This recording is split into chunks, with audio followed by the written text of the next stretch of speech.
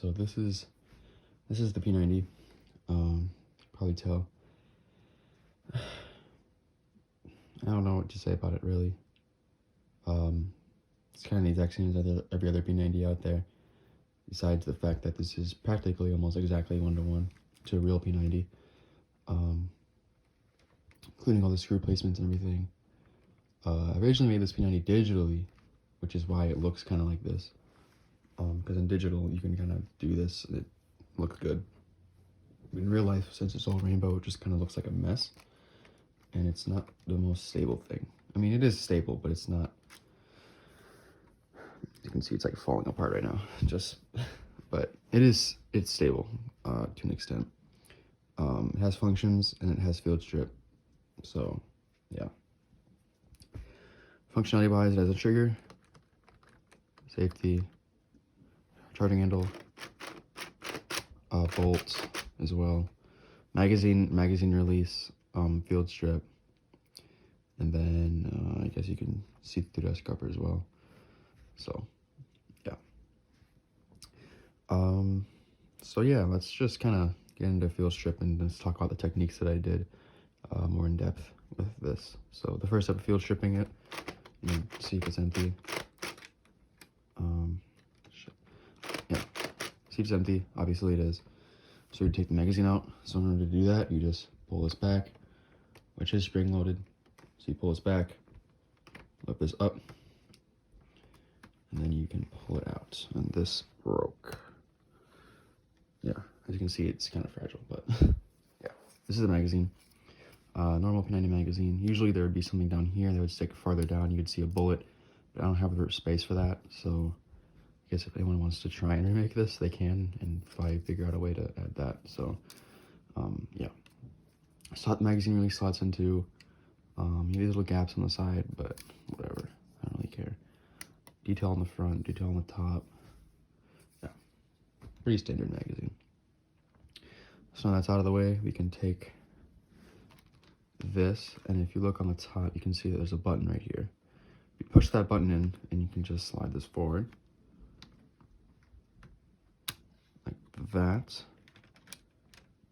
And that comes with a top rail and the charging handle. So we're going to set this off to the side. Let's talk about the charging handle real quick. It's just two little prongs off a base. You can see how the charging handles themselves are actually made. It's pretty simple actually. So this is the top cover, not top cover, the rail.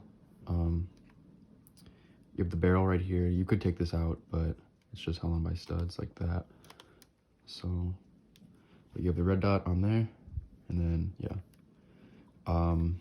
How this is all made, as you can see, like little spring down there and stuff for that. This is kind of sandwiched in between this and this. Like if you take this off, you can kind of see the little rail, and this kind of like is free floated. But then you have this piece, which sticks under there, and that keeps it stable and from falling off. This piece has a lot of places that aren't really secured in place by any studs. They're just kind of locked into place. Like this you can move around, this you can move around. These aren't, and this up here, they're not held in by any studs, but they're locked into place so that they can't really move around no matter where you rotate this thing. So yeah. Again, this is almost exactly 1-to-1 to an actual P90 carry handle assembly, minus just a few changes because, you know, Lego and functions isn't the same as stamped metal. So yeah, that's pretty much it for that. We have some details in here. You can see so the techniques that I used. You have this indent right here, which is pretty deep. Then you have this little place up here, and then you have the little rail detail on the top. All the slopes on here like this are all flat, so there's no bumps, and that's something that you're going to see throughout the entirety of this, is that there really isn't any normal stacked sloping, like normal techniques. Like this, you can see that has like a little ledge, but this doesn't. So there's gonna be a lot more of this than really anything else on this build because I want it to be as clean as possible. So yeah. After that, you can just just slide the bolt out like that. So the bolt comes out, and now that the bolt is out, you can lift up this dust cover. Can't really pull it out, but you can lift it up and then you can pull it out like that. And then after that, you have the trigger group in the very back for that. And then you have the entire shell lower. So we're going to talk about the bolt first. This is how it's made. You can see the rubber band system going through there, little slots in the inside. Pretty basic bolt, to be honest. Anything too fancy. This is what locks into the butt plate. So this locks about like right here. You can see this isn't going anywhere. So yeah, this is the butt plate. This is what slides along the rails on the inside, so it doesn't come off. And then you can see it's a very thin butt plate actually. It's only 2 plates thin at its thinnest point. So yeah, pretty small, but pretty accurate to how the real one is designed. So this is the trigger group. You can see regular P90 style trigger group.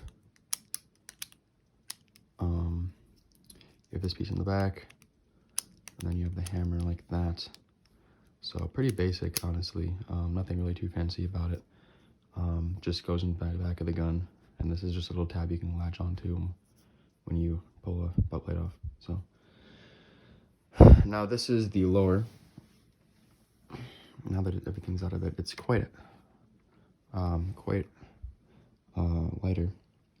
This is the only place where there's a gap, and it like kind of makes me upset because usually I'd use the old style of hinges right here, this little plate line right here, but because I don't have those and they're expensive on Bricklink, I just decided to just use those pins. It looks really ugly and it leaves a gap, but I don't really care. But as you can see, like all the sloping on this is really clean on here. Like you can see the circle and everything are like really cleaned out, flushed out, especially down here too, especially the sloping, the trigger. Even in this thumb hole right here, like all the slopes are as flushed out as I could possibly get them. You have like this sloping on the bottom, no gaps or anything. You have this slope on the bottom right here. Again, super, there's a lot of just techniques that I use on the inside to get this to work and even just be remotely stable. Especially right here in the grip. This part of the gun is super robust. Like I can hold it just from this weight and it won't do anything. This finger stop, I bet. This finger stop is like very fragile. It can fall off if you just even nudge it. Like that just moved it. So yeah, but then you have this piece right here. This area isn't that stable, but it works. This front grip isn't the most stable thing, but it does work. You have the magazine release up here, which is just spring-loaded like that, and it can't go any forward. This is the stock. You see little rails right there. Again, very clean stock right there. You can see the transition right there. No gaps or anything. Then that little pin design right there. Again, very trying my best to get everything sorted out and stuff. So you know, it's a lot of stuff. All the screws are in the right position as well. They're right where they need to be. So yeah, that's pretty much it for the P90. Not a lot to talk about. I really just wanted to go for looks for this, and I'm extremely satisfied with how this turned out. Probably my favorite build I've done to date, because I just love the P90. I love how it looks, and I just love that I made it as accurate as I could possibly get it. So yeah, that's pretty much it.